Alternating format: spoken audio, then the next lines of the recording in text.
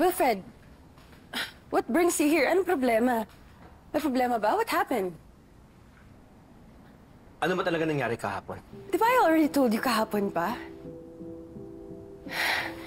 Nakita ko si Leah mag-isa kahapon. Okay? So sabi ko sa kanya, sumama na siya sa akin. Wala dun si Carol, so sabi ko, pupuntahan ka na lang namin. That's all. Sinungaling? What?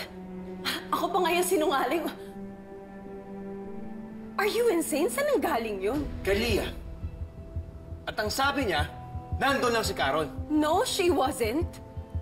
Hindi ko nga siya nakita eh. And you told her, ikaw magkakontak kay Carol? I wasn't able to reach her nga, okay? Di ba in-explain ko na to sa'yo lahat kahapon? And I was also trying to call you, pero busy yung number mo, which is usually the case dahil marami kang kausap palagi. Ano ba, Wilfred? Bakit parang ako'y nai-interrogate ngayon? Still, Ronnie, you should have called me. Di ba nga sabi ko sa'yo, isusurprise ka na lang namin? What happened ba? Nakausap mo na naman si Carol? Ako na naman yung sinisiraan niya? No, Ronnie. Si Leah ang kausap ko. At ang sabi niya, nandun si Carol. And you knew! Alam ka naman magsinungaling yung bata. Alam ka naman siraan ka niya. O sinasabi mo ba sinungaling ang anak ko? Yun ang sabi ni Leah, but I swear I did not see Carol. Eh di sana kung nakita ko siya, binigay ko na lang si Leah sa kanya. My God, Wilfred. Ako na nga ito nagmamalasakit sa anak mo. Ako pa yung pagbibintangan mo? How cruel can you get?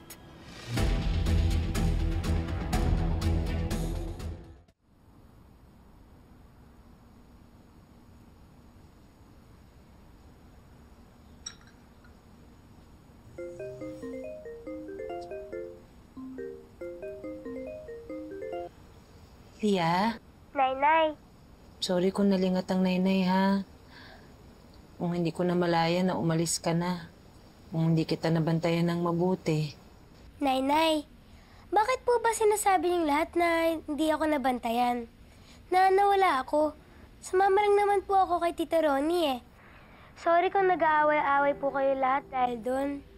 Nak, wala kang kasalanan, ha? Isa lang naman ang gusto kong itanong sa'yo eh. Tinatrato ka ba ng Tita Ronnie mo ng tama? Hindi ka naman niya sinasaktan o ano man? Hindi naman po. And close naman po kami ni Tita Ronnie eh. Kasi maraming times na sumasama siya kina Daddy at Ate kapag dumadalaw sila sa akin sa US. Nay, kailan na po kita makikita? Kailan na po ako pwedeng umuwi dyan? Nak, malapit na. Huwag ka mag-alala. Gumagawa ng paraan ng nainay para magkita tayo ulit. Tapos matagal na tayo magsasama. Never na tayo maghihiwalay, anak. Opo, Nay. Pare, thanks for coming. Parang kailangan mo ng kausap eh. I hate to admit it, but I actually feel guilty. Inaway-away ko na naman si Carol. At kung ano na sinabi ko sa kanya. All the while, may iba palang version na nangyari. Plus, Leah insists na hindi naman talaga siya iniwan ni Carol eh. Tama lang na magkaroon ka ng guilt. Pare, napaya si Carol the other day. Nagganga pa kay ni Ronnie. Understandable din naman yung naging reaction mo kasi anak pa si Leah. I was overwhelmed. I was confused. Pare, I was angry because I thought we almost lost Leah. And I'm actually disappointed na nangyari to under Carol's watch. Kaya hindi mo pa rin mabigay yung benefit of the doubt mo kay Carol. Pero, pare, hindi kita sinisisi, ha? Do you think I should apologize? Sir, excuse me po. May bisita po kayo?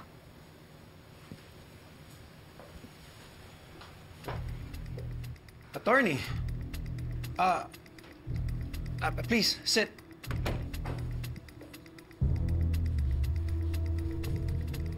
Attorney, I'm sorry to be the bearer of bad news, but from what I've heard, Carol is filing for custody of Leah. Ano?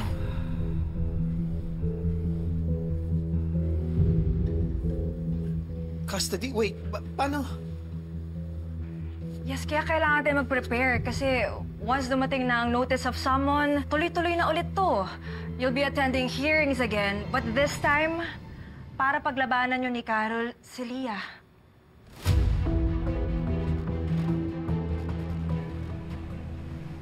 Tuloy yung full trial. I'll update na lang Attorney Marcelo about this.